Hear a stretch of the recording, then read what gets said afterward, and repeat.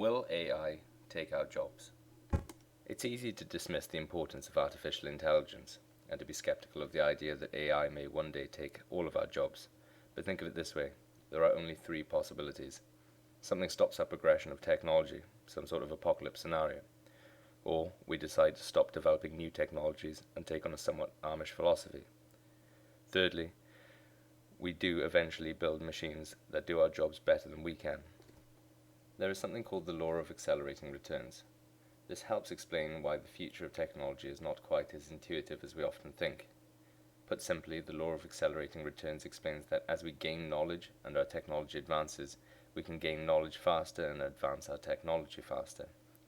This means that rather than technological development being on a linear path, technology actually develops at an exponential rate. You can see this in computing. Roughly every 2 years, computing power doubles. This is known as Moore's law. You may have recently heard that Stephen Hawking and other prominent figures in the fields of AI and robotics research have signed a letter suggesting that laws be put in place to control military AI. Their belief is that within years, not decades, AI could be used to fight our wars. The implications of this are huge, and this letter has made a point to tackle the issues of AI and war. But surely an intelligence capable of waging war may also be capable of other tasks. This level of AI could soon be waging war in the job market.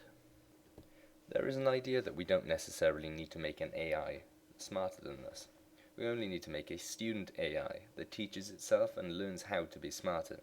This is not yet a reality, but many people are working on self-learning AI.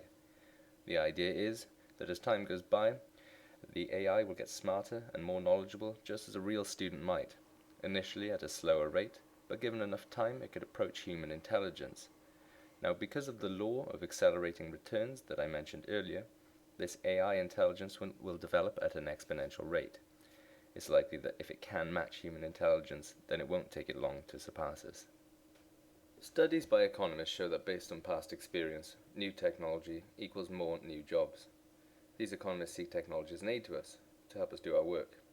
Robin Hanson's paper, Economic Growth Given Machine Intelligence, looks at what happens when you look at the technology as intelligent competition for humans. He predicts that human wages and new jobs will continue to rise, up until the moment that an AI can completely replace a human. After that point, he predicts human wages will begin to plummet as we become obsolete. This all sounds a bit far-fetched, but we need to begin thinking about how we're going to deal with the social and economic challenges presented by developing AI. Otherwise, we may make hasty, uninformed decisions on how to deal with this next stage of technological development.